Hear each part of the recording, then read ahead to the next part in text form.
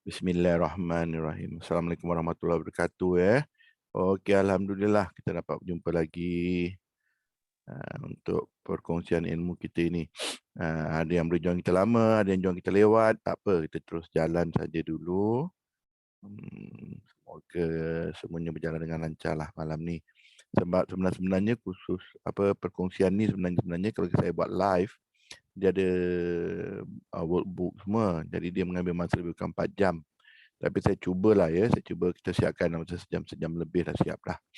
Ya. Saya cuba sedaya upaya saya. Jadi tajuk dia power doa, tapi saya terus terang power doa ni sebenarnya saya ambil daripada asal usulnya the law of attraction bersandarkan kepada buku oleh Michael J. Lozier. Itu saya akan cakap lagi berlanjutlah lepas ni. Okey, ini macam biasalah siapa datang kat tempat saya ni datang seperti gelas yang kosong Hormat menghormati, saya dah explain dah. Hormat menghormati tu apa benda, jangan viralkan apa-apa orang cerita kat sini Tak ada salah atau betul, kita hanya bersandarkan pada sunnah dan Al-Quran Dan berinteraksi luar biasa ni maksud saya bertanya soalan. Tapi nantilah. Sekarang ni kalau siapa nak soal, tulis dulu kat chat. Tapi nanti masa exercise tu, jangan tulis kat chat. Kalau saya kata tulis kat chat, boleh tulis kat chat. Tapi selalunya korang tulis je dekat korang punya kertas. Bergembira dan berseronok. Kita happy-happy je. Santai-santai je Saya harap korang setujulah. Termasuk saya ambil, saya buat video. Sebab nanti siapa-siapa yang tak datang atau apa, kita boleh kongsikan. Tapi macam saya minta pada tahun lepas juga, saya minta, tahun ni pun saya minta juga, semua video dan slide-slide yang saya akan share ni, korang simpan sendiri, jangan bagi pada orang yang tidak datang kelas. Nanti dia tidak faham. Dia tidak faham, macam-macam pula cerita dia. Saya baru tahu, rupanya ramai yang tanya saya sebenarnya. Dia orang datang tanya saya, kenapa pseudoscience, saya ingat benda-benda ringan-ringan je. Rupa-rupanya bila saya pergi masukkan lagi, rupa-rupanya banyak lagi ada orang-orang dia dapat negatif cerita negatif tentang neuro linguistic programming. Tapi bila saya selidik pasal neuro linguistic programming ni, pada saya neuro linguistic programming ni tak ada apa-apa salah. Yang salah yang membawa tu. Jadi pada saya eloklah you all belajar supaya bila orang yang salah bawa neuro programming ni, you all boleh kesan, you all boleh kenal. Itu nanti kita akan cerita lebih lanjut lagi masa 1983.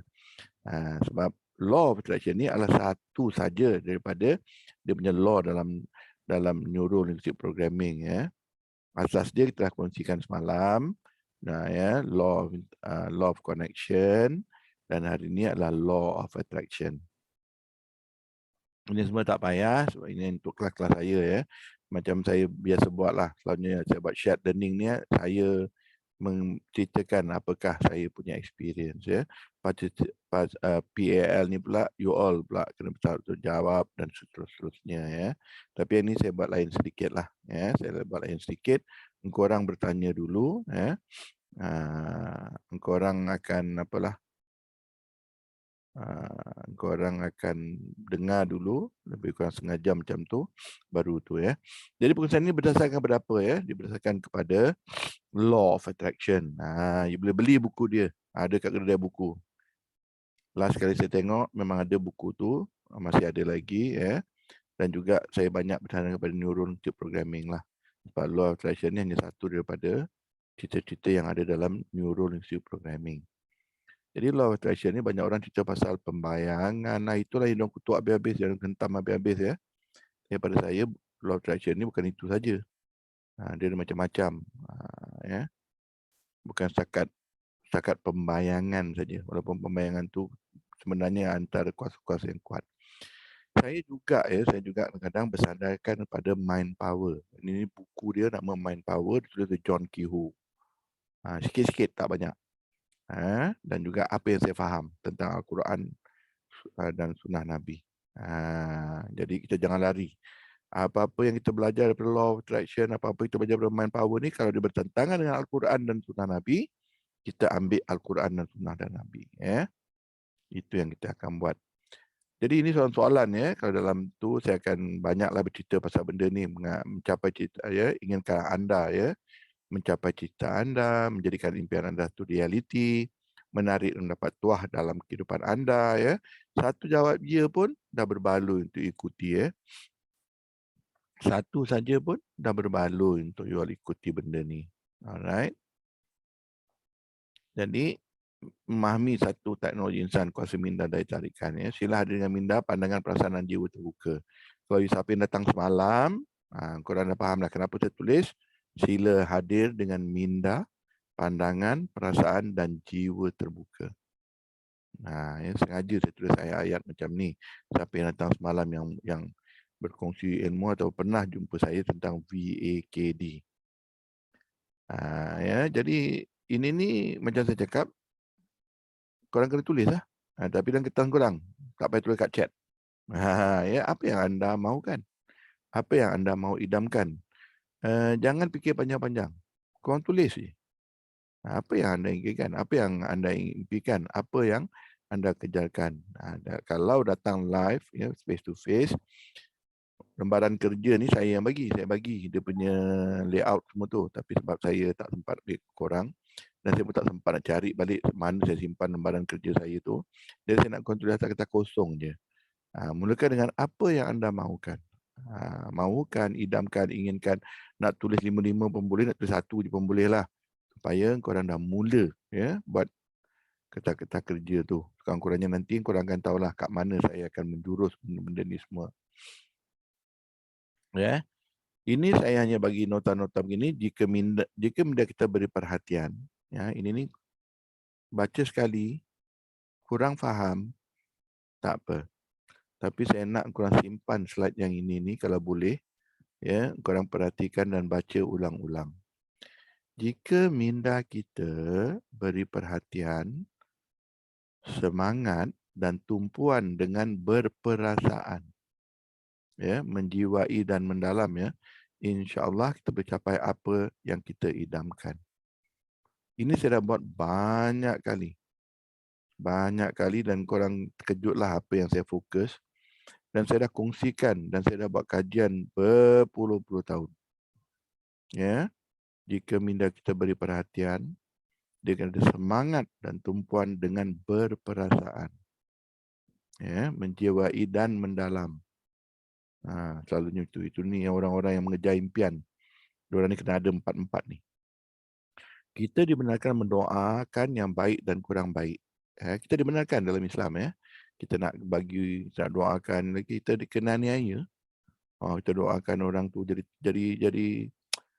kita kena aniaya, kita nak balas lah. Jadi kita pun kurang kuasa. Jadi kita dibenarkan yang berdoa, ya. Doa yang teraniaya tidak kira dia beriman atau tidak, insya-Allah akan mabul. Ya, doa orang yang teraniaya. Ya. Ini ni memang saya dah tanya ustaz semua. Memang orang-orang yang teraniaya ni doanya insya-Allah akan makbul, ya. Dan tapi walaupun dia berdoa, tapi walaupun dia boleh berdoa kurang baik. Tapi saya cakap kita kalau boleh doakan yang baik. Walaupun dia teraniaya. Very tough, very tough. Tapi saya sendiri, ya, dulu pun tak faham benda ni. Tapi lama-lama kalau orang aniaya saya ataupun saya rasa orang aniaya saya akan doa yang baik untuk orang tu. Supaya dia jangan aniaya saya lagi. Ataupun dia buka fikiran dia supaya dia tidaklah pandang saya serum. Kalau saya betul-betul salah pun, saya minta lah, ya, saya minta dia membantu saya daripada mengutuk atau menganiaya saya, ya. Jadi kita ni digalakkan bersangka baik. Ada tak manusia yang akan terus aniaya kita? Ada. So jangan nak gaduh-gaduh, jangan nak pening-pening kepala lah. Ya, tak payahlah benda-benda tu semua. Kita tahu benda-benda ni ada. Tapi biar kita yang, ada orang kata coach takkan nak mengalah je. Dah tua ni bukan mengalah. Kita lagi menerima dan kita lagi senang, ya. Kita lagi senang jika kita biarkan perkara-perkara ni, kita ni bersangka baik daripada orang-orang tu nak menganiaya kita. Pada saya lah. Dari muda dulu, saya pun keras kepala juga. Bukan cakap orang aniaya saya nak pergi doakan balik kat dia. Kalau boleh saya nak letup je dia. Itu dululah masa muda. Jadi fahamlah kalau dia muda tak boleh, ya, tak boleh menerima benda-benda ni. Faham sangat. Ini ni saya dah pernah cerita pada semua orang ya. Tahap kesedaran minda ni dia kalau saya ya, sedar, parah sedar, bawah sedar dan akhir sekali tidak sedar. Jadi kat sini nanti kalau ada siapa yang kurang faham ya, siapa yang kurang faham, boleh tanya saya, minda tak tidak sedar ni apa coach? Saya pengsan ke? Tak, you jaga. You jaga. Tapi kalau you ada luka, bila masuk tak you cakap, okey, askar-askar dalam badan pergi selamatkan luka tu. Ini COVID masuk ni, serang COVID. Ada. Tahu saya tak ada siapa lah. Saya belum jumpa siapa-siapa lagi yang boleh buat macam tu. Jadi benda tu semua dengan tidak sedar. Tapi siapa yang arahkan? Kita. Dalaman kita lah. Ya. Ini ni saya belajar sains sikit-sikit lah. Kefahaman saya macam tu lah. Dia dah auto. Dia auto ya. Tapi selalunya yang kita betul-betul faham, yang saya boleh buktikan berulang-ulang kali adalah bila sedar, para sedar dan bawah sedar. Ini terjadi kat saya banyak kali. Yang tidak sedar ni, dia adalah kalau macam iceberg tu, dia adalah yang paling besar. Jadi dia yang kat bawah paling besar. So dia macam-macam. Kerja dia macam-macam. Kita pun tak tahu. So ini ni the law of attraction, ataupun the power of doa. Dulu saya tidak percaya pada the power of doa. Tuhan dah tahu apa saya nak. Yang saya nak doa lagi buat apa? Itu muda-muda dulu, panas baran, ganas. Tapi bila umur saya 40 ke atas, saya mula faham, oh, doa ni untuk kita, bukan kita minta dengan Tuhan. Saya cakap dengan diri saya. Saya mula faham dan saya mula belajar berdoa. Cara ustaz dan juga cara yang saya tengah belajar. Cara ustaz tu, saya minta you all semua pergi belajar dengan ustaz-ustaz. Nak doa tu, mulakan dengan apa, akhirkan dengan pujian-pujian kepada Tuhan, mulakan dengan pujian-pujian pada Nabi dan Rasul, dan juga kita doakan ibu bapa. Itu semua belajar dengan ustaz.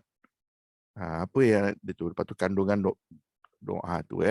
Tapi selalu kembali kepada berdoa tu bukan setakat doa macam kita lepas doa sembahyang. Ramai sekarang doa sembahyang, dia baca mula je dia ingat. Habis dia tak ingat dah. Dia sedar, para sedar, bawah sedar dah. Doa yang sedar, para sedar, bawah sedar, dia tak berapa kuat.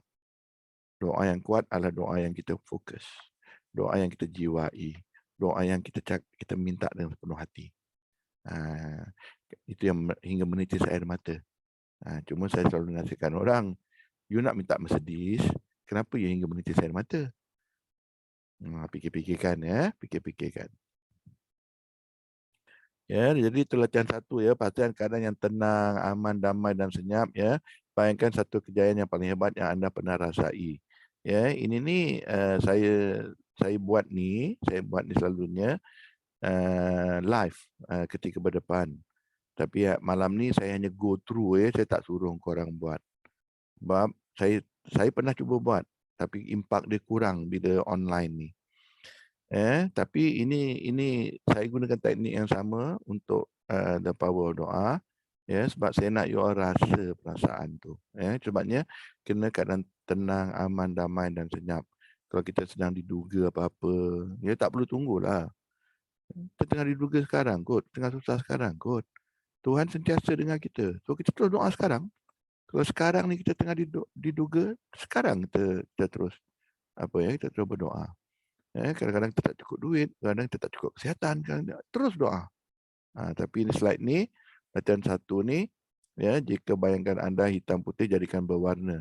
Saya dalam latihan satu ni, saya sedang nak memperkuatkan bayangan korang. Ini tujuan saya adalah untuk memperkuatkan. Jadi bayangkan satu kejayaan yang paling hebat yang pernah anda rasai.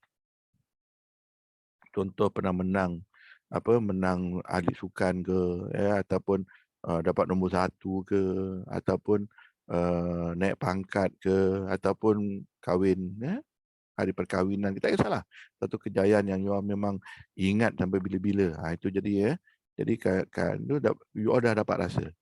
Dan tujuan latihan satu ni saya nak dia jadi lagi kuat daripada apa yang you all biasa. Ini yang selalu orang tanya, boleh tak saya you tukar you punya pengalaman? Pengalaman you mengatakan, oh ini dah best ni dah. Tapi sebenarnya, you boleh lagi tingkatkan yang best tu. Dia kena faham NLP ni. Bila kita boleh tingkatkan, kita akan boleh kurangkan. Kalau kita boleh gunakan dengan baik, kita boleh gunakan dengan keadaan yang jahat. Ini yang saya cakap. Saya belajar, saya berkongsi dengan niat buat dengan baik. Jangan sekali korang gunakan untuk kejahatan. Kalau saya dengar, saya sendiri akan tegur korang. Sebab itu bukan niat saya berkongsi ilmu ni. Jadi antara macam mana nak memperkuatkan, ada orang 90%. Kalau dia punya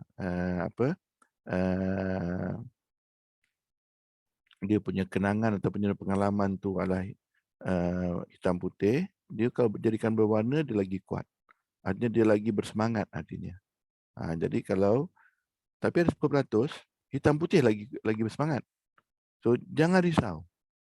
Kalau kamu adalah orang yang hitam putih, kamu akan lagi rasa menjiwai. Gunakan gambaran dalam minda kamu tu hitam putih. Nah, ada orang dia berwarna 90%. Yang berwarna ni dia lagi bagus lah, lagi bagus untuk dia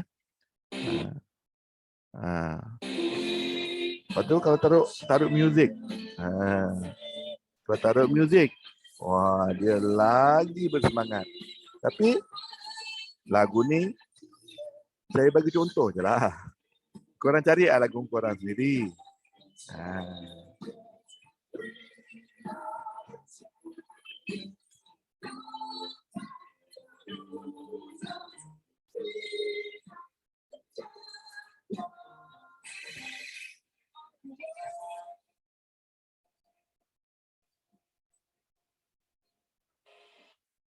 Jadi ini contoh, saya bagi contoh. Jadi kalau korang punya tak ada muzik, pasang muzik. Duduk seorang-seorang, pastikan semangat tu ada. Dan tengok lagu apa yang korang pilih. Ada orang dia pakai nasyid, boleh. Ada orang dia dengar bacaan Quran, boleh. Kenapa saya pakai lagu ni? Sebab dulu zaman-zaman saya tak betul sikit kan. Zaman-zaman jahiliah dia panggil. Lagu-lagu macam ni yang saya dengar. Jadi saya nak naikkan semangat saya cari lagu-lagu macam ni. Tapi ada orang lagu-lagu lain, lagu-lagu nasyid, boleh. Kasidah, boleh. Apa-apa yang menaikkan semangat korang, masukkan dalam korang punya pembayangan tu. Masukkan korang punya yang pengalaman yang korang kata hebat tu. Jadi tujuan dia adalah kemuncakan perasaan anda. Setinggi-tinggi yang boleh. Kalau siapa yang pernah dengar cerita saya pernah tanya satu Ustaz, arwah dah Ustaz tu. Dia yang mengajar saya, kalau perasaan, dia kata tak ada batasnya. Dia tanya saya, kalau kamu sayang seseorang, apa? Berhenti, satu tahap dia berhenti. Atau kalau kamu benci seseorang, apa? Satu tahap tu dia berhenti. Tak ada kan, dia kata, dia terus tetap. Kalau benci boleh tambah benci lagi dia lah. Kalau sayang boleh sayang sampai mati lah. Contoh dia lah. Jadi tiada. Jadi bila kita antara satu latihan saya buat ni untuk permulaan ni supaya korang boleh memperkuatkan. Tapi permulaan dia saya suruh apa yang korang pernah lalui. Tapi kemudian teknik yang sama you buat ni saya nak you buat kepada doa korang. Sekarang gunakan tangan anda untuk menunjukkan berapa besarnya bayangan anda, seterusnya ikut arahan facilitator.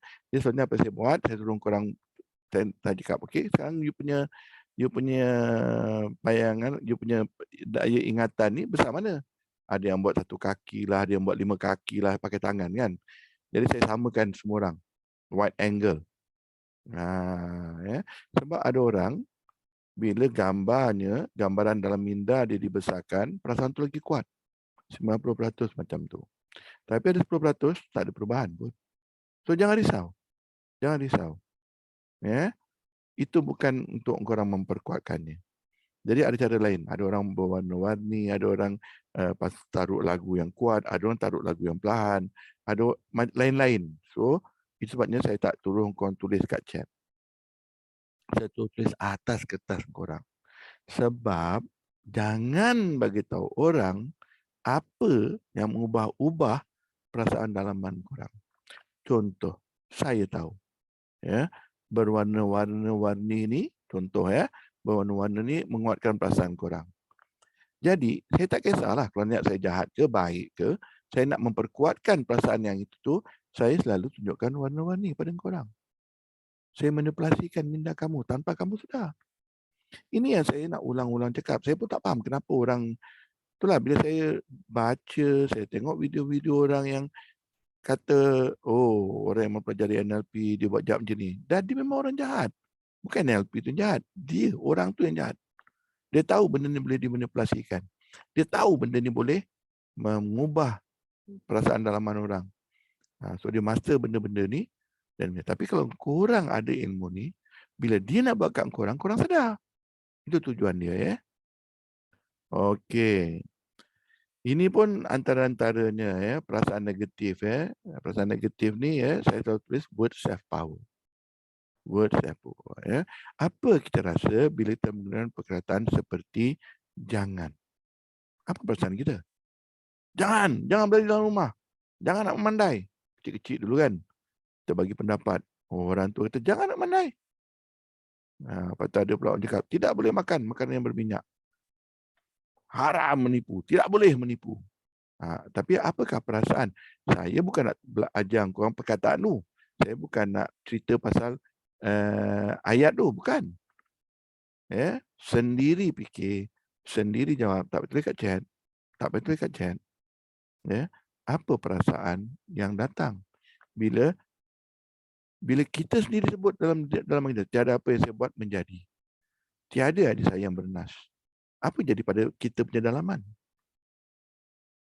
Lazimnya perasaan negatif mula masuk.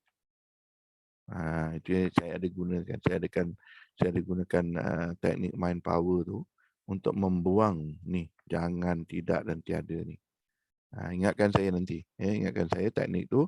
Siapa yang pernah ikuti saya, semua saya dah cerita macam mana nak buang ni. Jangan, tidak, tiada. Ya, boleh dibuang benda ni, bukan tak boleh dibuang. Ya, tapi kena praktis. Dia kena buat. Dia kena buat hari-hari. Dia kena buat. Jadi kamu, macam saya selalu cakap dengan semua orang, ya, masa saya datang semalam, luaran dan dalaman, luaran you have no control. Dalaman you have control. So, you boleh buang lah apa-apa yang jadi dalam dalaman you. You boleh tambah. You bukan buang, minta maaf. You tak boleh buang. You boleh tukar. Minta maaf, ya. You tak boleh buang apa dalaman you tu. Lagi-lagi dalam minda you tu, you nak buang memang susah. Sebab saya boleh buktikan. Contoh, jangan fikir kaki kanan you. Minda you terus fikir kaki kanan you. Padahal saya cakap, jangan fikir. Dia tak boleh buang. Dia boleh tukar. Fikir kaki kiri. Dia mula fikir kaki kiri. Ini semua contoh-contoh, ya. Jadi kalau yang tak faham sebab ini secara online, jumpa saya offline. Dan saya akan cuba terangkan. Saya akan cuba terangkan berulang-ulang. Ini satu-satunya yang memang kalau you all faham, kuatlah. Tapi banyak orang dia tidak menyampaikan ilmu ni macam mana saya sampaikan. Dia orang cuma cerita je, buat macam ni, buat macam ni, buat macam ni. Tapi dia tak cakap, kenapa tu? Itu yang saya kadang geram dengan orang yang ada ilmu ni. Kuasa perkataannya, perkataan menjadi pemikiran. Ini ni untuk korang ingat bila-bila. Perkataan menjadi pemikiran. Contoh, you tak ada fikir apa-apa. Tapi tiba-tiba you ada perkataan masuk dalam otak you kan. Dia tu macam tak boleh percaya je. Nampak tak? Perkataan menjadi pemikiran. Perkataan tu, dia tu macam tak boleh percaya je. Itu perkataan dia. Tapi apa yang masuk dalam minda? Lepas tu, pemikiran yang masuk tu, dia menjadi perasaan. Pemikiran menjadi perasaan. Persoalan saya, perasaan positif atau negatif. Itu yang kita nak kontrol. Kita nak buang semua negatif. Impossible. Kurangkan negatif. Possible. Itu kita punya tugas. Kita ni nak jaga supaya kita minda kita sihat. Minda kita jangan sakit. Jadi kita kontrol mana yang banyak positif atau negatif dalam kita punya perasaan dan juga minda. Banyak kali saya pernah argue dengan orang, tapi sekarang saya dah malas nak argue dah. Saya selalu tanya, kat mana kau punya perasaan? Kat mana kau punya minda? So macam-macam lah pandangan. Jadi saya malas nak cerita kat online. Cerita depan saya lah. Nanti kita buktikan lah perasaan dan minda kamu tu kat mana. Depan-depan kita buktikan. Ya. Perkataan berkuasa menarik. Perkataan berkuasa menarik. Saya buat lambang tu negative word, buang. Sebenarnya kalau you tengok, kalau boleh saya tak baca sebab saya nak benda tu masuk dalam minda korang tanpa korang sedar. Kalau korang tengok slide-slide saya ada gambar dalam gambar tu. Dan kalau boleh, bila saya sampaikan, selalunya saya tidak bercerita pasal gambar-gambar. Saya bercerita berkenaan apa yang saya tulis. Sebab gambar-gambar tu saya gunakan untuk dimasuk dalam minda korang. Tanpa korang sedar. Penyalahgunaan perkataan untuk ayat negatif. Contoh jangan cemas, jangan hadir lewat. Ini ni yang saya nak sampaikan adalah apa jadi jika saya berkata jangan fikirkan tentang kasut yang anda sedang pakai. Apa jadi? Korang akan fikir. Jangan bagi perhatian kepada perkara negatif. Korang akan bagi perhatian. Berbanding dengan pertanyaan ayat seperti berikut. Bagi perhatian kepada perkara positif. Apa yang saya sampaikan kat slide ni senang saja. Kenapa you pakai jangan cemas? Apa yang korang nak sampaikan? Yang ni saya nak korang tulis kat chat. Tulis. Apa maksud you jangan cemas tu? Jadi pada saya, bertenang. Kenapa cakap jangan cemas? Cakaplah, woi semua orang bertenang. Faham? Senang. Tapi bila cakap jangan cemas. Ini yang kita akan cerita dan you boleh buka jurnal-jurnal sains. Diorang perdebatkan benda ni. Tapi banyak ramai mengatakan minda kita ni dia tak faham jangan, tidak, dia tidak faham. Dia faham yang ujung ni. Jadi itu yang kadang-kadang bila kita cakap jangan cemas, orang tu lagi cemas. Baik dia cakap bertenang, jadi orang tu bertenang. Ini dia punya slide yang ini, saya nak sampaikan benda tu. Tak faham dia tanya lagi soalan, tak ada masalah. Perasaan-perasaan ini saya bagi contoh. Siapa-siapa yang kurang faham lah.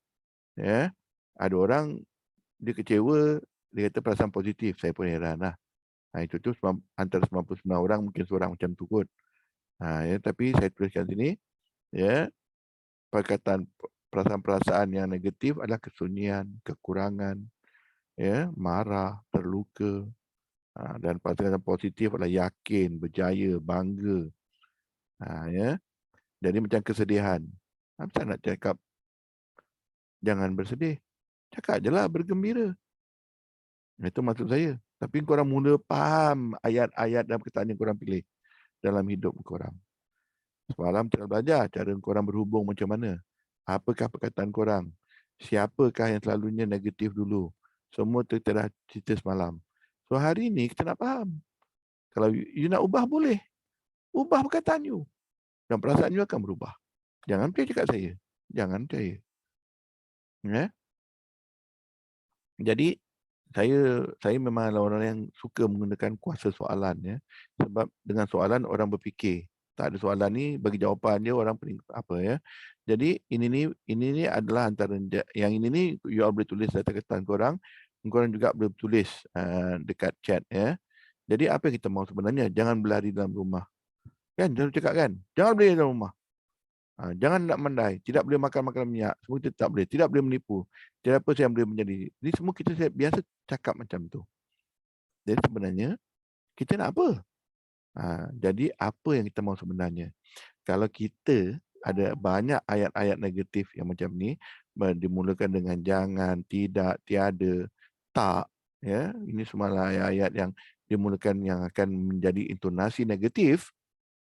Kita mula ubah ayat tu. Contoh-contohnya itulah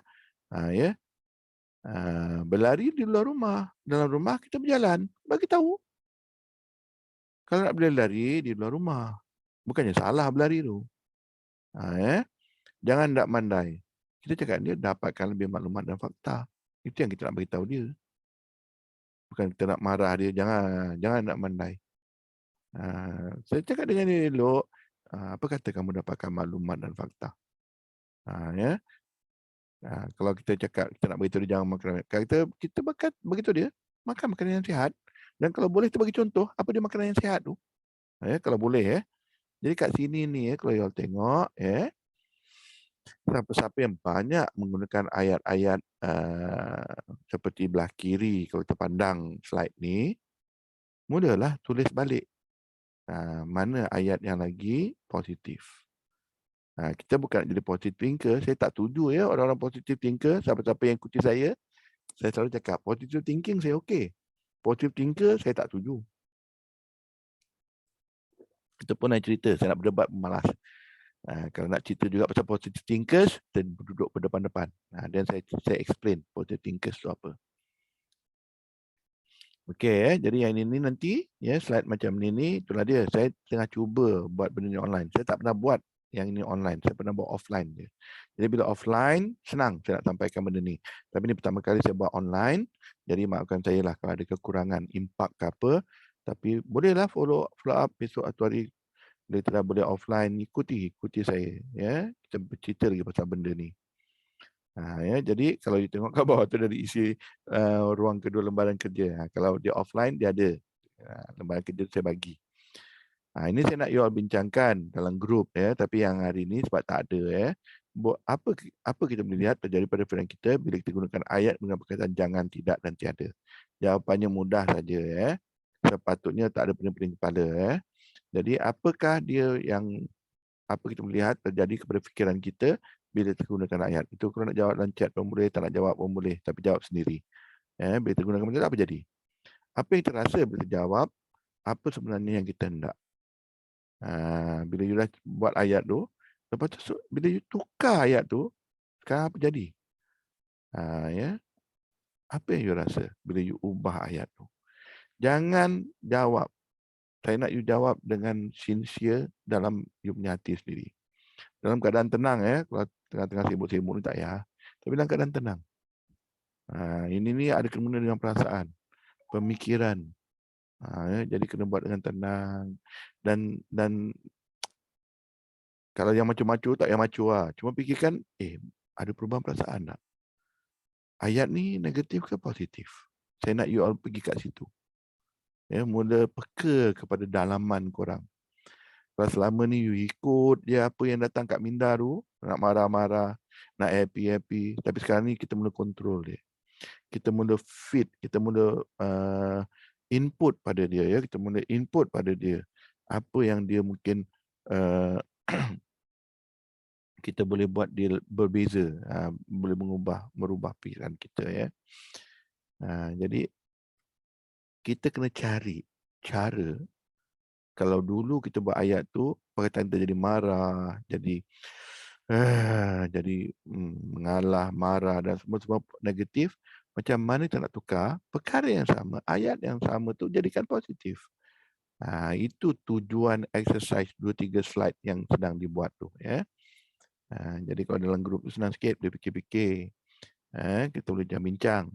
Tapi tak apa, ni kat rumah masing-masing, fikir-fikir dulu, bincang sendiri dulu. Mana tahu besok boleh pergi camping dengan saya, boleh bercerita dengan lanjut. Ya. Ini adalah antara-antara yang memang saya, kitaran perkataan, perasaan dan kewujudan ni, saya terangkan selalunya. Ya. Sebenarnya saya dah tulis, betul, tapi saya buat sekali sebab saya nak tekankan. Perkataan dia menjadi pemikiran, pemikiran dia menjadi perasaan, dan perasaan dia merangsang kewujudan, dan kewujudan menegaskan perkataan. Ini adalah cycle bila kita ni tak bagus ni. Ni saya bagi contoh. Saya bagi contoh. Abang ni macam girlfriend je. Mula perkataan. Lepas tu perkataan menjadi pemikiran. Lepas tu ulang lagi, pemikiran menjadi perasaan. Dan perasaan ni merangsang kewujudan. Kewujudan tu menegaskan perkataan. Betul jadi. 100 kali kot you tuduh suami atau girlfriend you atau apa curang kan. Jadi lama-lama bila jadi, betul lah tu. Tapi padahal you yang berulang-ulang mendoakannya. Faham ke tak faham? Siapa-siapa yang biasa buat macam tu, contoh dengan anak kan. Panjat dia jatuh padan muka. Ibu-ibu tolong. Itu doa tu ibu-ibu. Panjat dia jatuh. Lepas tu anak tu jatuh. Macam mana? Jadi ini yang saya cuba sampaikan. Ya, itu sebabnya saya kaitkan benda ni kepada doa. Kita tanpa sedar kita telah mengadakan doa-doa. Mula-mula pelan, mula-mula peka ya. Itu sebabnya bila satu dia menjadi kebenaran. Tapi lama-lama lah. Lama-lama dia akan menjadi kebenaran. Ini pengalaman saya sendiri. Mungkin saya salah ya. Mungkin saya kurang tepat. Boleh bincang dengan saya. Boleh diskusikan saya. Saya lah orang yang terbuka. Kalau dia rasa tak lah coach, tak macam tu lah. Mana ada. Boleh bincang dengan saya. Tak ada masalah ya. Okey, ambil tindakan sekarang ni ya. Adalah antara slide yang saya buat sendiri. Ni masa ni gambar ni saya ambil. Saya suka ni gambar ni dekat Halong Bay. Yesterday is history, not for me to be sorry. Ini saya selalu meringatkan diri saya. Semalam tu hanya kenangan ya, bukan untuk saya rasa menyesal ya. Tomorrow I cannot foresee. Saya tak boleh nampak besok. Jadi saya tak perlulah nak terlalu bimbang tentang esok. Sebab saya memang tak tahu apa akan jadi esok. Tapi selalunya kita terbelenggu dan tidak boleh bergerak ke depan sebab kita banyak kesalahan. Dan tersusah nak meminta sesuatu, terlalu banyak rumit sesuatu tu sebab kita terlalu risau apa akan jadi esok. Jadi saya punya cerita dan korang jangan tunggu sampai umur 50, 60 baru nak kata the present is my destiny as it unfolds my reality. Ya. Apa yang you buat sekarang ni? You datang join saya punya perkongsian, you tengah dengar, you tengah tidur, you tengah semayang, you tengah apa. Apa you buat sekarang ni menentukan apa yang akan datang ni, detik-detik seterusnya. Apa yang akan jadi besok. Kalau you ubah cara you bercakap, kalau you ubah cara you berkataan you, you boleh ubah hidup you. Lagi tenteram ke apa, you pilih. Hari ni, semalam, hari ni, saya dah bercerita macam mana. Semalam saya cerita macam mana you berkomunikasi bukan saja dengan orang luar, tapi berkomunikasi dalam you sendiri. Hari ini, kita nak fokus pula, dah faham benda tu, kita nak fokus pula macam mana kita nak memberitahu diri kita, ya, apa yang kita nak sebenarnya.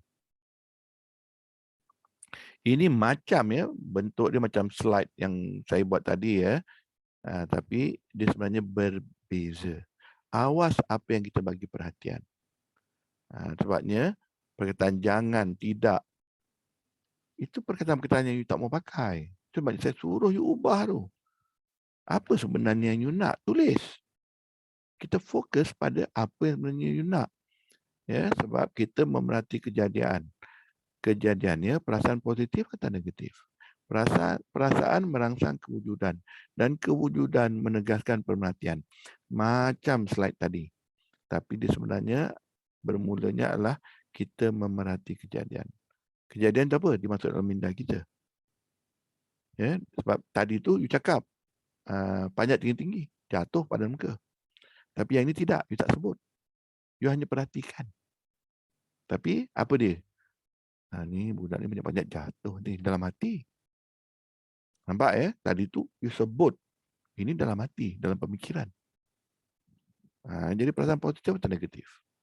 Tak kisah. Dia tak kisah perasaan apa. Tapi kalau ada perasaan negatif atau positif, insya-Allah dia akan menjadi. Ini saya pengalaman, ini saya punya kajian. Dan saya baca buku yang mengatakan macam tu. Law of Attraction adalah antara satu buku yang saya baca. Itulah dia. Dia tak kisah perasaan apa. Perasaan negatif pun boleh, perasaan positif pun boleh. Jadi, kat mana saya pandai-pandai cerita ni? Wah, Law of Attraction ni buku tak siapa-siapa tulis dah. Okey, saya balik-balik pada agama Islam. Orang yang teraniaya, doanya akan makbul. Orang teraniaya ni, perasaan dia apa? Jawab sendiri. Cuma saya tambah. Takkanlah nak minta Mercedes Benz sebiji ataupun Velfire nangis-nangis berdoa. Pelik pula saya. Jadi perasaan positif atau negatif. Saya tak kisah. Bila you berdoa, pastikan perasaan you ada. Kalau negatif, negatif lah. Kalau positif, positif. Cuma saya tak galakkan. Itu saya cakap. Ilmu-ilmu NLP ni, ya, bahaya. Kalau you salah gunakan, bayangkan you doa yang buruk-buruk untuk saya, bukan tak boleh jadi. Boleh. Ya, Tuhan boleh makbulkan kalau dia nak. Bahaya tak? Bahaya kan? Jadi kita selalu biasakan diri kita, lagi-lagi orang yang kita tidak berapa suka atau benci, kita doakan dia berubah. Menjadi orang yang lebih baik daripada hari ini. Ya, jadi kita pun menjadi seorang yang lagi baik dan kita berdoa dia lagi jadi baik. Lagi bagus. Dunia ini pun tambah 2 orang bagus. Dan kita nak doakan, masuklah dia ke dalam lubang, dia tak boleh keluar lah. Biar dia apa-apa kedana lah. Dengan marahnya kita doakan dia. Ya, mungkin kamu jadi baik. Dia jadi apa-apa kedana dan lagi teruk. Mungkin. Tapi dah seorang baik, seorang teruk. Tapi kalau you doakan dia pun menjadi orang yang baik. Ya, mula membantu orang lain. Tuhan boleh makbulkan. Dua-dua jadi baik. Alhamdulillah. Itu yang saya cuba nak sampaikan ya. Okey. Minda sedar ya. Ini dalam tu sebab saya tulis langkah seterusnya ya. Kenal pasti apa sebenarnya. Ini saya bagi summary. Saya dah cerita dah tadi semua tu. Jadi ini dalam kita minda sedar kita. Kita sedar ni buat kenal pasti apa sebenarnya anda mahukan. Bila you buat ayat apa-apa, you buat apa yang kamu nak tu kan. Saya tak mau jadi miskin. Jadi apa ayat dia? Saya nak jadi kaya. Kenapa nak tulis saya tak mau saya tak mau jadi miskin? Kan? Tulislah saya nak jadi kaya. Ya. Ataupun saya nak jadi yang paling popular. Suka hatilah. Boleh je. Apa-apa doa you nak ya. Kenal pasti apa sebenarnya yang anda mahukan. Dan jika dia ada intonasi negatif, tukar ayat tu seberapa banyak kali you nak, jadikan intonasi positif. Beri tumpuan kepada kemahuan anda. Fokus. Bukannya sekali ingat dia, wah jadi. Fokus. Saya selalu bagi contoh bodoh. Contoh bodoh apa dia? Kalau yang pernah ada suami atau isteri, dia boleh bayangkanlah dulu masa dia mengorat atau masa dia mula jatuh cinta dulu, dia ada fokus ke dia tak fokus? Ataupun kalau yang ada belum berkahwin lagi, belum apa lagi, saya tengok saya punya pembantu yang terhebat Akif ada, dia belum kahwin lagi, tapi masa dia ada girlfriend. Dia fokus ke dia tak fokus dengan girlfriend dia? Jadi bila dia fokus, barulah orang tu jadi girlfriend dia. Kalau tidak, susah. Ini contoh-contoh yang terjadi pada hidup korang. Korang sendiri mula duduk lepas malam ni, fikirkan. Kenapa saya tak minta pun dia datang? Itu mungkin ayat-ayat tidak, tak ada. Itu dia datang. Sebab tidak. Saya tak maulah jadi isteri dia. Saya tak maulah jadi suami dia. Nampak tak? Tak mau jadi. Ya, perkataan tu jangan buang. Ayat macam tu kena ubah ya. Jadi beri tumpuan kepada kemahuan anda ya. Dan ketiga, percaya Allah SWT akan memakbulkan kemahuan doa anda. Kena percaya 100%. Ini banyak orang cakap, saya percayalah Tuhan saya 100%. Biasalah saya dengar. Lepas tu cakap, malam ni minta lah 2.6 bilion masuk dalam akaun kamu. Tunai. Malam ni minta. Mana boleh coach. Jadi kamu tak percayalah Tuhan kamu. Tapi coach, jadi kamu tak percayalah. Kamu boleh minta dan kamu percaya. Kalau Tuhan kamu nak bagi boleh. Dulu saya tak berani cakap benda ni. Tapi bila semenjak hamba Allah ada dan dia mengaku ada 26 bilion dalam akaun dia, akaun peribadi kan. Bukan 26 milion, 26 bilion. Jadi saya percaya, you minta apa pun, Tuhan boleh bagi. Jadi jangan sedih-sedih sangat, jangan pening-pening kepala. InsyaAllah Tuhan akan bagi. Utamakan diri anda ya. Utamakan diri anda ni dulu masa mula-mula saya kongsikan, ramai orang kata saya mengajar orang menjadi selfish, menjadi mengutamakan diri sendiri. Argument saya cakap dengan orang, apa yang you all teka pada saya ataupun kau tomahkan pada saya cakap saya setuju. Saya setuju, senang je saya. Tapi saya memang menekankan utamakan diri anda ya. Kalau you nak, you baca. Slide ni saya bagi kat you all. You bacalah cerita saya ni. Lepas tu you all setuju tak setuju. Jangan nak pening-pening kepada. Argue-argue dengan saya semua. You all fikir sendiri. Lepas tu saya bagi satu cerita. Saya bagi satu cerita yang mudah. You nak tolong mak bapak you. You nak bagi diorang RM1,000 sebulan. Jadi you utamakan diri diorang kan. Sebab you sayang diorang kan. Mak bapak you all kan. So you nak kalau boleh nak bagi RM1,000 lah sebulan kat mak bapak. Diorang ni membesarkan kita. Takkanlah kita tak nak balas jasa diorang ya. Jadi saya galakkan benda tu. Tapi kalau you tak utamakan diri you, iaitu you kena ada RM10,000. Macam mana nak bagi diorang RM1,000? Kalau you cuma ada RM100, macam mana nak bagi diorang RM1,000? Tapi senang tak you bagi diorang RM1,000 kalau you ada RM10,000? Itu maksud saya utamakan diri anda. Korang nak bagi mak bapak selesa. Tapi korang tak selesa. Pengorbanan coach. Aduh. Kalau orang cakap macam tu, saya cakap bila korang habis berkorban, jumpa saya balik. Saya cakap.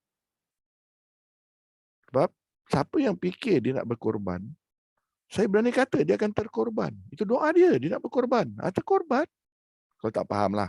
Maksud saya apa yang you doakan. Boleh fikir tak?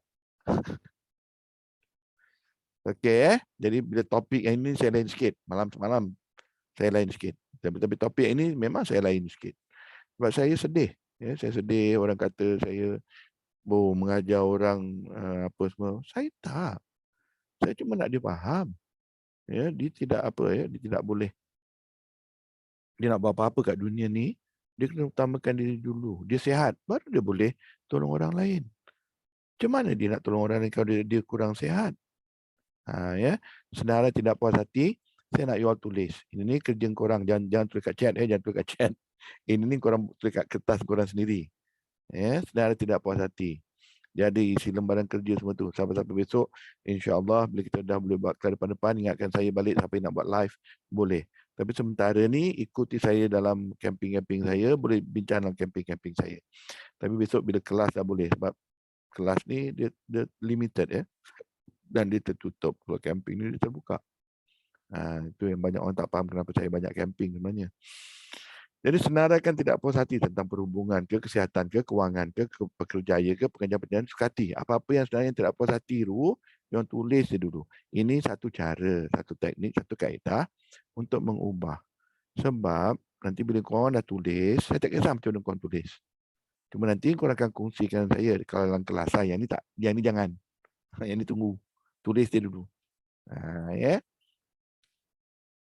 Senarai tidak puas hati ni, biar korang dia yang tahu. Besok kalau ada apa, malam ni saya cuba terangkan juga ya. Saya akan cuba ubah ayat-ayat tu. Tapi kalau kurang berjaya atau kurang impak, jumpa saya lagi. Ya. Senarai tidak puas hati ni korang tulis. Yang penting korang balik pada slide-slide saya awal. Apa perasaan yang masuk dalam minda korang? Apa perasaan yang korang bawa bila korang tulis perasaan tidak puas hati tu? Dan again dia tanya, sebenarnya you nak apa? Sebenarnya nak apa ya? Jadi minda sedar ya, langkah seterusnya ya. Jadi kena pasti apa sebenarnya yang anda mahukan. Sebenarnya kamu nak apa? Ya, bertumpuan kepada kemauan, percaya Allah, kemakbukan ni adalah peringkat-peringkat dia. Nanti kau baca balik slide saya ni. Ikut je slide ni, buat dia exercise dia tapi tulis atas kertas diri. Tak faham ke apa, boleh tanya saya dalam grup ataupun boleh tanya saya personally. Saya akan cuba jawab ya, sedaya yang boleh. Kalau masih tak boleh faham juga, tak apa. Nanti kita jumpa waktu camping. Tak dapat jumpa waktu camping, tak apa. Doakan saya sihat, doakan saya selamat, terjumpa pula dalam kelas. Ya. Kelas mana-mana tak kisah. Siapa-siapa yang mampu. Ya. Kalau saya buat cara-cara percuma saya ni, tolonglah sponsor sikit. Kalau korang boleh bayar kelas kat Kedah ke, dekat Penang ke, kat mana ke, bayarlah tempat tunjuk saya datang. You tak payah bayar. Ya, dulu saya minta tambang je. Sekarang ni tambang pun saya tak minta. Cakap je beberapa bulan saya datang. Ya, alhamdulillah. Ya, Tuhan bagi saya rezeki. Alhamdulillah. Cukup. Kalau tak mampu bawa kereta, saya bawa motor pun boleh. Minyak kurang, tu tak payah bayar. Okey ya, ringkasan langkah 1 ya, perkataan punya kuasa ni, ringkasan dia ada perasaan positif dan negatif. Saya nak you all rasa dan tulis, ni perasaan positif ni negatif. Korang kena peka benda tu. Kalau korang tak peka benda tu susah. Gunakan apa yang sebenarnya saya mahu.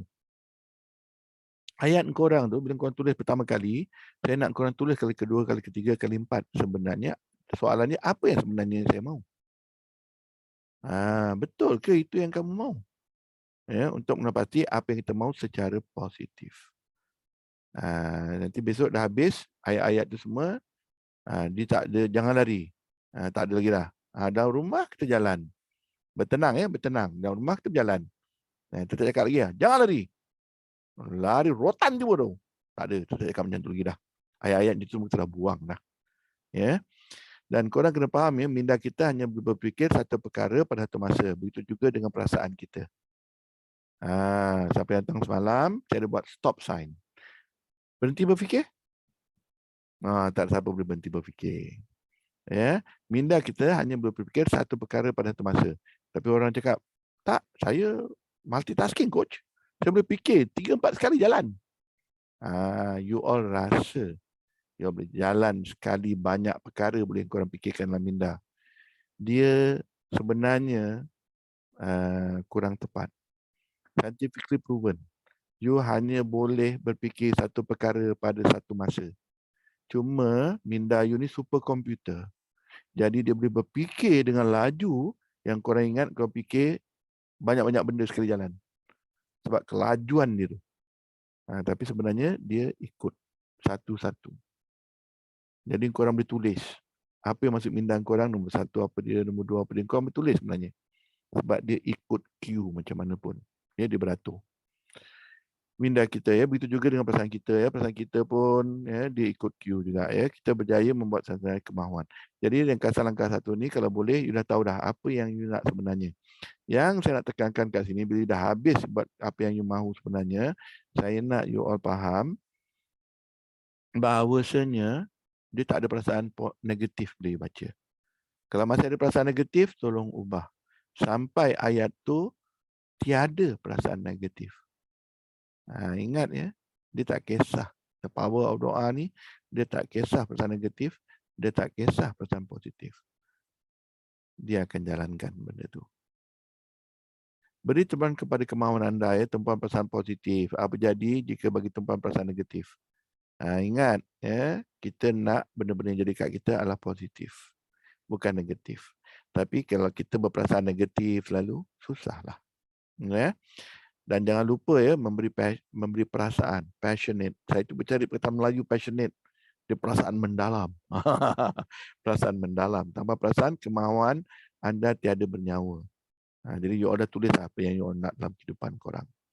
Jadi nak bagi ya, tulisan yang tak ada bernyawa tadi, dia kena ada passion. Dia ada perasaan yang mendalam. Ini saya dah mula, korang dah mula menulis doa-doa korang.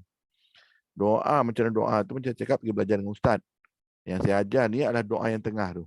Apa doa? Intipati doa yang you nak buat hari-hari tu. Ini saya tengah jalankan sesuatu sampai you siap you punya doa. Tapi bukan yang mula, bukan yang akhir. Itu belajar dengan ustaz. Dia ada baca-baca bacaan dia tu. Yang afdal, ya, yang selalu digunakan oleh para anbiya semua tu. Ikut yang itu.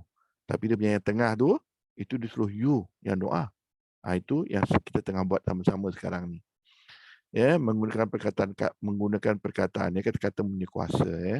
Jadi beri tumpuan kepada kemahuan anda ni. Beri keputusan, pastikan ada perasaan yang mendalam, bukan cakap perasaan suam ni, tak ada perasaan yang mendalam. Contoh you nak Mercedes kan, perasaan apa? Baiklah, perasaan hendaknya tu, betul-betul hendak lah. Ini macam hendak tak hendak je. Itu yang minda kita kata, tuan saya ni macam hendak tak hendak je Mercedes ni. Masa dia nak murah awet tu, perasaan dia berkobar-kobar. Menyala-nyala perasaan dia. Ini nak Mercedes macam tak nak je. Tak payahlah bagi Mercedes kat dia. Itu yang selalu saya cerita kat orang ya. Jadi perkataan memberi perasaan kepada kemahuan kita. Ini jawab ya atau tidak je dalam kertas soalan 1 tu. Kertas soalan 1 tu saya tak ada bagikan korang. Ya, bincangkan dengan persoalan kenapa ya atau tidak. Ini semua panjang ya. Kita akan skip je. Ini untuk saya bagi you exercise. Ya, nanti kalau saya cuba cari nota ni balik, kalau ada satu hari besok ataupun kali kedua kita share benda ni, mungkin saya bagi kat korang. Sebab saya tengah cari balik mana nota-nota saya ya. Berdasarkan lembaran kerja 1 dan 2 ya, buat senarai baru di lembaran kerja 4 dengan menggunakan kata-kata yang memberi kuasa. Words have power. Jadi perkataan tu Saya selalu minta contoh lah kalau dalam live session saya minta contoh. Jadi words of power tu apa. Jadi kita gunakan setakat bukan ayat-ayat dia tapi betul-betul perkataan yang menimbulkan kemahuan pada you. Banyak orang dia nak hantar mak bapak dia pergi umrah. Tapi sebenarnya adakah itu yang mendorong diorang? Yang mendorong diorang adalah perasaan berterima kasih dan mahu membalas budi kepada mak bapak diorang. Bukannya nak hantar diorang pergi Mekah sangat. Bukan. Itu tu pergi Mekah, pergi umrah ke apa semua tu, itu perbuatan yang nak buat. Tapi apakah perkataan-perkataan yang berkuasa yang boleh mendorong? Membalas jasa mak bapak kita. Itu orang yang mengenang jasa. Ada tak orang yang tak mengenang jasa mak bapak dia? Ada. Duduk pandang mak bapak dia kedekut. Kita jumpa banyak. Coach, macam mana saya turn ni coach? Mak bapak saya kedekut lah coach. Saya nak cari duit pun saya cari duit sendiri. Padahal dia orang banyak duit. Ada benda-benda tu. Itu manusia. Jadi sebabnya saya selalu nasihatkan, saya cakap, apa pendapat kamu? Apa yang kamu nak sebenarnya? Jadi kat sini ni dorongan perkataan-perkataan. Jadi perkataan-perkataan yang berkuasa tu hanya korang yang tahu. Dan ikut cara perhubungan korang semalam, VAKD. Jadi perkataan-perkataan tu kena ikut cara yang korang faham, yang korang kuat. Kalau korang digital, gunakan perkataan digital. Kalau korang visual, gunakan perkataan visual. Jangan sibuk-sibuk nak menggunakan perkataan saya. Itu sebabnya saya tak tulis. Saya suruh korang tulis. Sebab perkataan tu perkataan korang, bukan perkataan saya. Saya pun tak tahu korang ni orang V ke A ke, tak tahu ya. Alright. Peserta diminta memberi contoh. Saya mempunyai banyak wang, saya hidup bahagia. Ini semua contoh-contoh bila you buat kerja-kerja tu, you tulis saja ya. Saya mempunyai banyak wang, saya hidup bahagia. Dia nak tengok ayat-ayat tu macam mana ya. Dua kaedah menyemarakkan perasaan ya. Dua kaedah. Ini kaedah. Dia ada banyak kaedah. Saya hanya bagi tahu dua je, iaitu aku janji. Ini kaedah-kaedah nak menyemarakkan ya. Jadi contoh dia, saya kuat dan lasak. Ataupun dia cakap saya kuat dan lasak. Ataupun dia cakap saya kuat dan lasak. Nampak tak? Berbeza ya cara yang menekankan perasaan tu. Apa benda? Itu semua berbeza. Itu sebabnya bila saya nak suruh korang buat benda ni, kalau korang buat depan orang, nanti orang cakap korang gila. Jadi buat sendiri dalam bilik. Saya kuat dan lasak. Barulah kita pun percaya, ikrar, aku janji.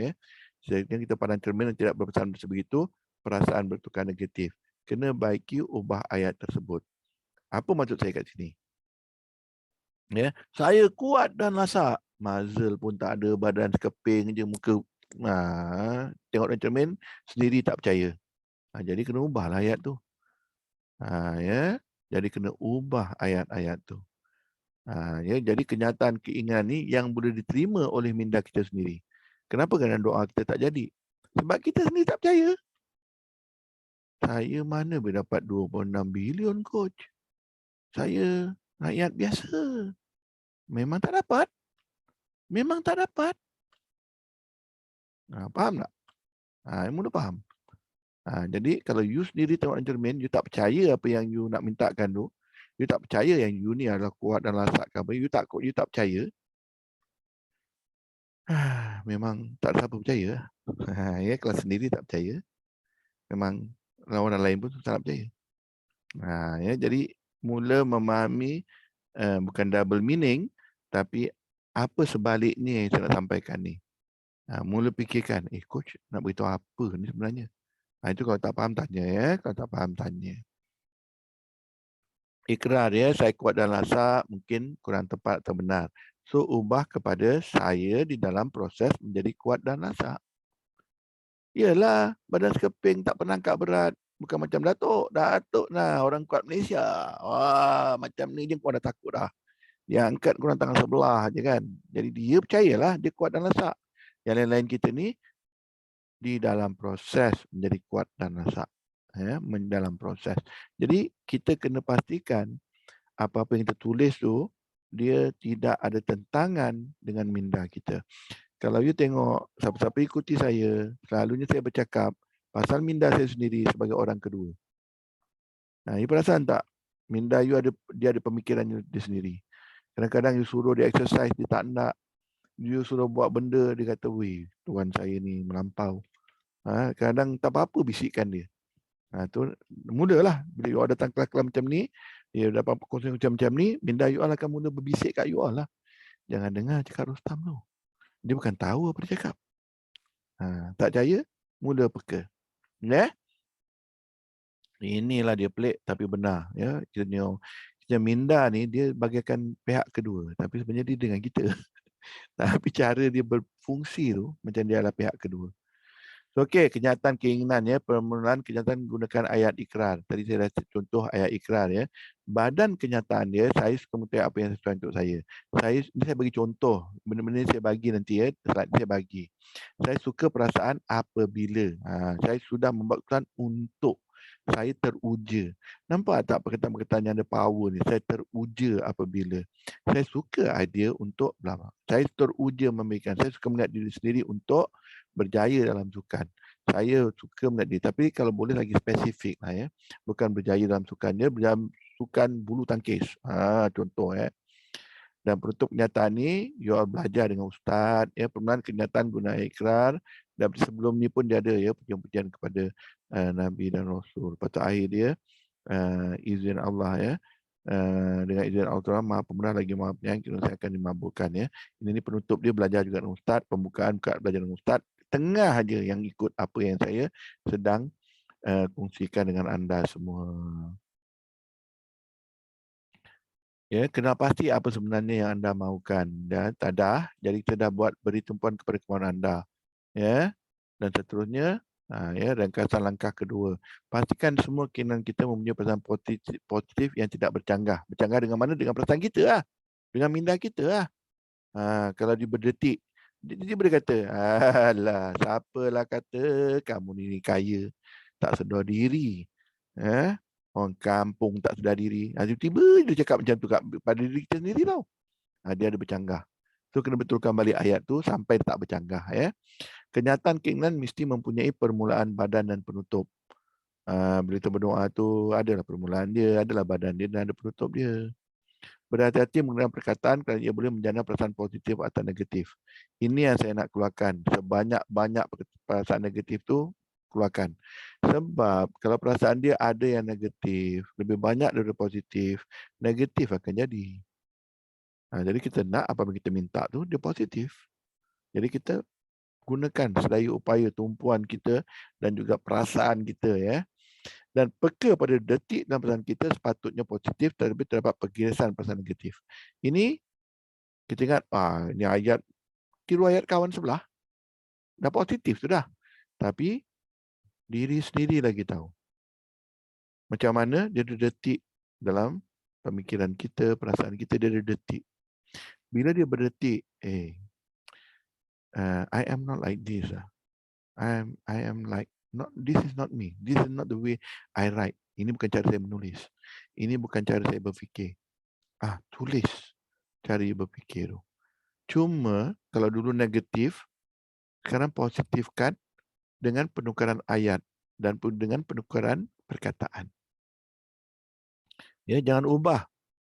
Saya tak mahu you ubah makna dia. Contoh, kita tak mahu dia berlari sebab kita risau dia nak jatuh. So, kita disuruh berjalan supaya dia selamat. Instead of kita kata, jangan berlari dalam rumah, nanti jatuh. Boleh tak berjalan dengan perlahan supaya kita semua selamat? Dia ayat dia macam tu lah. Ini yang saya cuba sampaikan. Jangan sampai dia negatif. Dia benda yang sama tapi kita nak positifkan. Itu saja ya. Percaya sepenuhnya kepada keagungan Allah Subhanahu Wa Taala. Kita percaya kalau tidak dia akan bagi. Kalau dia tak bagi ada sebabnya. Jangan susah-susah. Boleh tanya ustaz. Ustaz, saya dah doa ni ustaz. Siap dengan nangis meleleh air mata ni ustaz. Dengan penuh perasaan ni ustaz. Di malam yang syahdu. Ketika pukul 3, 4 pagi ustaz. Apa ustaz suruh saya buat? Saya dah buat dah. Kenapa tak makbul juga ni ustaz? Dia ada. Bertanya ustaz. Dia ada jawab. Ya. Sebab Tuhan lagi mengetahui. Saya akan cuba terangkan juga pada malam ni. Kenapa ada doa you yang belum makbul. Ya, jadi percaya ya Allah Taala akan makbulkan kemahuan kita, menerima dan bersyukur dengan pemberian Allah Subhanahu Taala. Kadang-kadang kita terima, ya, kita tak boleh apa. Dia ada contoh ya, saya bagi kat sini, tapi contoh tu saya ada tulis dalam saya punya blog. Blog saya tu Rostam Effendi ya. You Google je rostameffendi.com, cerita 50,000 tu ada kat dalam tu. Banyak orang baca tapi kurang faham. Jadi kena jumpa saya balik juga. Ya, percaya sepenuhnya kepada Subhanahu Wa Taala ya. Contoh-contoh kurang percaya. Ini contoh-contoh kurang percaya apa? Sekiranya kita berkemauan untuk mendapat RM 1 juta, tetapi perasaan kita was-was dan berkata, saya tidak layak untuk dapat kerana masih muda. Itu menunjukkan kamu was-was, tidak percaya yang Tuhan boleh bagi. Kalau Tuhan nak bagi, kamu baby boleh bagi. Bukan orang muda. Ya, macam mana dia bagi itu yang kadang-kadang kita tak boleh terima. Jadi Tuhan tahu kita boleh terima tak boleh terima. Nanti kemudian kita lebih mendalam ya. Ragu-ragu sama ada Allah Subhanahu Taala makbulkan kemauan kita untuk melancung ke dunia mulai esok pagi kerana masa terlalu singkat. Kita minta ni besok pagi dah mula melancong satu dunia ni. Ataupun satu negeri ni. Tapi kata tak ada buat perancangan pun macam mana ni? Ya. Jadi kita dah mula sanksi. Jadi ingat tak tadi ayat-ayat sanksi ni kita kena ubah. Jadi kita akan ikut ayat-ayat yang kurang sanksi ataupun tidak sanksi kalau boleh. Jadi kita mungkin tukar ayat tu ya. Sanksi kita boleh jadi ketua pengarah syarikat yang saya kena besar saham kerana kita tidak punya ijazah. Saya tulis yang last ni sekali sebab saya pernah menjadi CEO syarikat, anak syarikat yang tersenarai. Tapi anak syarikat ya, anak syarikat yang disenaraikan dalam bursa saham ya. Walaupun anak syarikat, you kena ada degree juga kalau nak jadi CEO dia. Untuk pengetahuan, siapa yang kerapat saya tahu, saya tak ada degree. Tapi saya diambil juga. Ya, dan saya tanya, Datuk tu. Datuk tahu tak? Saya tak ada tulisan. Saya tahu. Datuk tahu tak? Datuk kena jawab pada pemegang-pemegang saham nanti masa tu. Dia kata tahu. Ya, dia ada jawapan dia kata. So dia jawablah. Tapi ini antara dulu saya pernah berdoa. Antara yang makbul. Bukan itu saja. Banyak lagi doa yang saya doakan makbul. Dan ada doa saya yang makbul yang menghantui hidup saya sampai hari ini pun ada. Ini ya cerita 50,000 ni saya tak mau cerita malam ni lah. Kalau nak kita ada cerita waktu camping ke, waktu dalam kelas ke ya. Cerita 50,000 ni saya tulis ya dalam tu. Dia hanya cerita, dia bukan benda betul ya. Buat satu senarai apa yang kita boleh bersyukur kepada anugerah SWT di dalam masa 24 jam yang lalu. Okey, yang ini ni saya nak bagi masa sedikit, lebih kurang 5 minit. Ya. 5 minit you all tulis satu senarai apa yang kita boleh bersyukur kepada anugerah Allah SWT ni dalam masa 24 jam lalu. Yang baru kita lalui ni, saya nak korang tulis 5 minit, tak sampai 5 minit lah, tulis je lah mulai sekarang. Tulis bukan di chat, di atas kertas you all. Apa yang you all bersyukur. Ya. Saya sambil saya makan, saya tunggulah sambil saya makan. Ya. Tulis. Tapi dalam kertas korang. Tak sampai 5 minit lah, 2 minit. Nanti korang sambung. Dah habis perkongsian ni, korang sambung tulis. Tapi saya nak korang tulis sekarang juga. Tulis atas kertas tu, apa yang korang boleh bersyukur.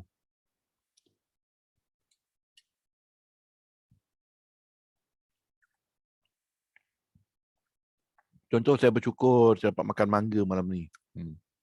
Bersyukur tu. Contoh lagi, saya bersyukur, saya dapatlah berkongsi ilmu. Dan kalau dimanfaatkan, dapatlah pahala. Tapi kalau ada orang yang songsang, selama di bulan saya dapat dosa lah. Kalau saya salah bagi tahu, saya salah penyampaian, mungkin saya dapat dosa lah. Tapi saya tak mau dapat dosa. Saya nak pahala. Jadi saya bersyukur dapat pahala berlebihan malam ni. Alhamdulillah. Itu contoh. Tapi tulis lagi.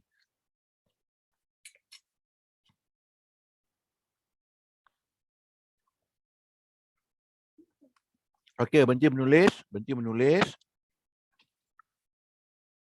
Percaya sepenuhnya ya. Selagi ada perkataan kerana, selagi itulah ya kita kurang percaya dengan keagungan Allah Subhanahu Wa Taala. Contoh, menggunakan kerana ya untuk mendapatkan dan pastikan apa yang kita kurang percaya ya. Tanya diri sendiri sama ada sesiapa pernah mendapat apa yang kita mahukan dalam jangka masa pendek atau panjang. Jadi contoh kita nak 1 juta ke, tanya diri kita, Google. Ada tak orang mendapat 1 juta? Sekelip mata je dapat. Ya, tulis kenyataan anda menggunakan perkataan umum untuk pihak ketiga. Bukan sendiri dapat, tapi umum. Ya, dan perhatikan ayat-ayat anda ada tak? Ya, kerana. Ya, jadi kalau kerana saya miskin, maka saya tak boleh dapat 1 juta. Itu masih lagi ragu-ragu lah. Ya, kerana saya tiada ijazah, ya, maka saya tak dapat gaji yang besar. Ya, jadi kerana. Bila ada perkataan kerana, berhati-hati.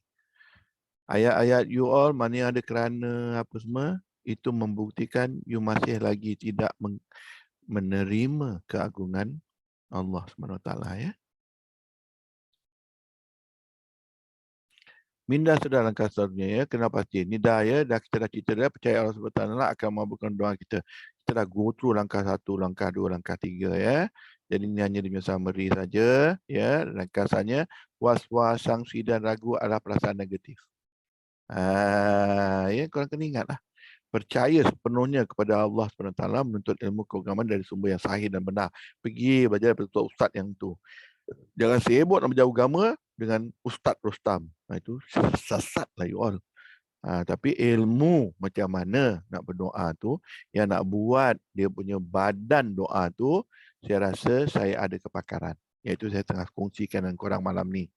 Tapi ilmu nak ajar, ya, macam mana nak mulakan, akhirkan, apa semua, saya rasa ustaz lagi memahami. Dan tentang agama, pergilah belajar ikut ustaz-ustaz. Saya pun ikut ustaz. Satu ustaz yang saya sayang tu dah meninggal lah. Ya. Tapi saya tengah cari lagi ustaz-ustaz lain pula. Saya pun nak belajar. Bukannya tak nak belajar, ya, sampai bila. Kita ada macam-macam ni. Ya. Bersyukur dan mencari bukti-bukti Allah SWT banyak memabulkan kemahuan kita. Itu yang saya suruh you buat tulis tadi tu. Apa yang bersyukur untuk 24 jam ni? Jadi kalau siapa-siapa yang tulis 5 ayat, 3 ayat, risau saya. Korang tak bersyukur langsung dengan Tuhan. Siapa yang boleh tulis sampai 200 kesyukuran untuk masa 24 jam. Inilah orang-orang yang memang menghayati Tuhan dia. Dia memang bersyukur dengan Tuhan lah. Bukan 2 ayat, 200 kesyukuran ke atas. Dia bersyukur dia dapat berjalan di bumi Allah ini. Dia bersyukur rambut dia masih tumbuh lagi, belum botak. Dia bersyukur dia boleh masih ada suara lagi. Dia bersyukur. Hari-hari dia bersyukur. Dia tidak pernah tidak bersyukur. Ini orang-orang yang susah tapi kita boleh capai. Kita mula peka. Kita bersyukur kita dapat buka mata kita esok pagi. Ingat semua orang dia. Antara kita ni pun antara besok pagi ada yang tak boleh buka mata. Jangan pandang orang lain. Jadi bila kita ada kesihatan, bersyukur. Tapi saya sakit ni kot, saya tak boleh bergerak dah. Bersyukur boleh bercakap lagi. Kita sentiasa bersyukur. Sentiasa. The power of doa. Ni macam dah nak habis ni lah. Jadi lepas ni kita boleh lah saya jawab soalan ke apa, ya. So the power of doa ni nombor 1 kita berdoa.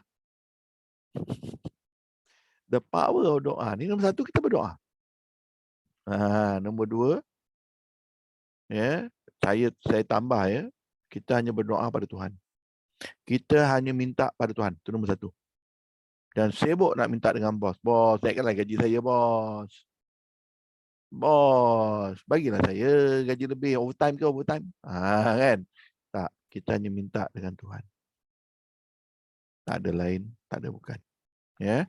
Dan kita percaya, nombor 2, kita percaya. Kita percaya,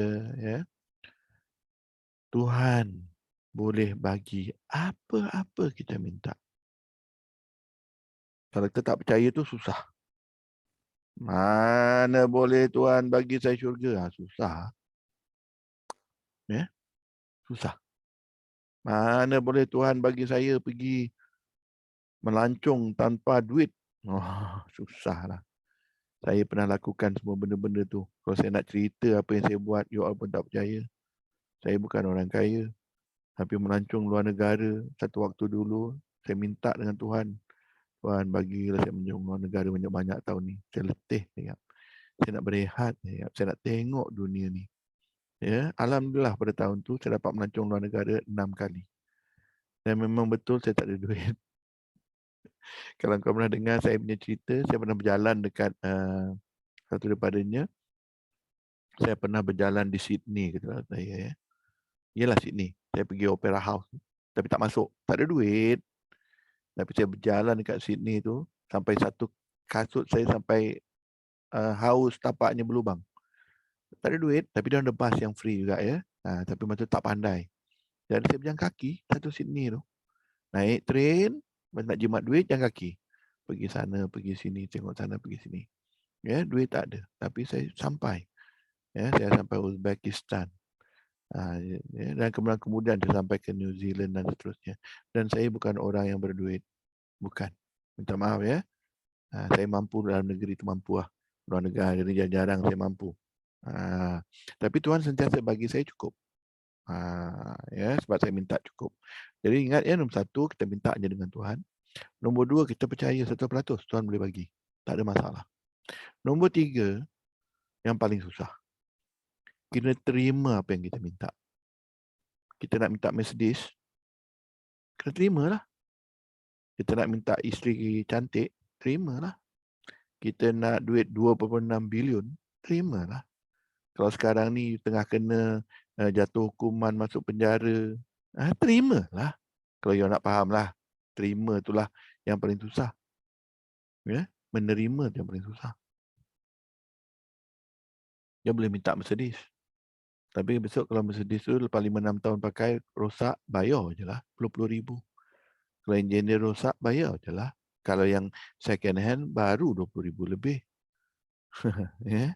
Jadi ini ya, saya selalu ingatkan orang, kadang-kadang Tuhan tu sayang, bukan kadang-kadang, Tuhan tu sayangkan kita. Dia tahu apa akan jadi. Sebabnya, dia tahu kita tak boleh terima. Kita minta isteri yang solehah, cantik, kaya, berduit. Ya, isteri. Dan Tuhan boleh bagi. Tapi kita boleh terima tak? Kita boleh terima tak? Jadi kadang dia tahu hamba Allah ni tidak boleh menerima. Ingat ya, kalau ustaz cerita, Tuhan dia uji apa yang dia boleh terima je. Tapi dia pun memberi rezeki apa yang kita boleh terima je. Kalau tak terima tak bagi. Ya, ingat ya, itu apa yang saya faham. Mungkin saya silap. Tapi sendiri fikir-fikirkan. Dan yang keempat, ini ni banyak orang disagree dengan saya. Ramai yang berdebatkan. Saya tetap berpegang. Saya dengan Tuhan saya, kita secara direct. Artinya saya tengah duduk sekarang ni, Tuhan boleh dengar cakap saya, ya, dan saya boleh rasa, ya, dan Tuhan sentiasa berinteraksi dengan saya. Tuhan tak pernah berhenti berinteraksi dengan saya. Tak pernah. Jadi macam mana saya tahu? Kalau sakit, saya rasa sakit. Kalau ada angin, saya rasa angin. Kalau kursi keras, saya tahu itu kursi keras. Kalau kursi terlembut, saya tahu kursi terlembut. Kalau saya besok invalid, tak ada perasaan, dah terputus saya punya urat tulang belakang, mungkin saya hanya ada pemikiran saya boleh berfikir. Jadi saya sentiasa tahu Tuhan tu sentiasa dengan saya. So, dia ada direct connection. Jadi, kadang-kadang saya kurang setuju lah. Bila you nak berdoa, you jumpa saya. Coach orang tua, coach, doakan untuk saya. Supaya makbul, coach. Saya cuma jawab mudah saja. Ya, apa kata you doa, saya aminkan. Cuba fikirkan. Siapa tahu pasal doa you? You ke saya? Ataupun you nak suruh ustaz-ustaz, you nak suruh orang-orang alim ulama doakan untuk you. You tahu maksud selamat lebih daripada dia atau you lagi tahu maksud selamat you sendiri? You lagi faham apa doa you. Jadi, kalaulah you setuju dengan apa yang saya dah sampaikan hari ini, lepas ni, you all doa lah, minta orang lain aminkan. Mintalah ustaz aminkan. Diorang akan bantu, insya-Allah. Tak ada ya. Kalau dia orang yang baik-baik, dia akan bantu. Okey, ini antara slide-slide yang terakhir. Ini adalah teori 25%. Saya yang ada teori ni, saya dapat teori ni umur saya 28. Masa tu saya mula membuat jualan-jualan saya. Jadi untuk jangan saya punya otak tu give up, jangan saya frush bila tak dapat jual, ya. Saya ada teori 25%. Untuk hari ini saya cerita daripada sudut 25% akan memahaminya di awal usia mereka. Jadi apa yang saya sampaikan hari ini, 25% akan memahaminya di awal usia mereka. It's okay. Dan 25% akan memahaminya di pertengahan usia mereka. Mungkin umur dia 50, 40 baru dah dia faham apa yang saya cerita hari ini. Dan mungkin ada yang akan memahaminya di akhir usia mereka. Dah umur, dah nak meninggal dah. Tengah mengucap tu, oh itu maksud Coach Rostam dulu. Boleh? InsyaAllah. Tak ada masalah. Dan 20% tidak akan memahaminya di sepanjang hayat mereka. Apa yang saya sampaikan, apa yang saya kongsikan hari ini, ada yang tak faham sampai diorang meninggal. Itu saya punya teori 25%. Dan saya percaya Tuhan buat macam tu sebab dia memelihara kita. Kalau kita faham, kita jadi scammer, kita jadi orang jahat. Kita gunakan ilmu ni untuk benda-benda jahat. Jadi kita tak payah. Orang ni memang orang-orang yang baik-baik, maka biar dia jangan faham. So, jangan bersedih kalau you duduk, orang lain faham ilmu tu, you kurang faham. Jangan sedih. Ya, jangan bersedih. Tuhan lagi mengetahui. Bila kalau dia rasa, oh umur 50 baru faham. Umur 50 you akan faham. Tapi dia kata ini baik, jangan bagi dia faham. So, you tidak akan faham sampai bila-bila ya. So, ini maksud saya ya, teori 25% ya. Jadi perkongsiannya ya. Jadi perkongsian ni selalunya dalam kelas. Dalam kelas saya akan tanyalah, apa pendapat you all? Adakah lembaran kerja dan kertas soalan membantu? Lepas tu sesi jawab-jawab. Dan sekarang kita sampailah sesi soal jawab. Ya.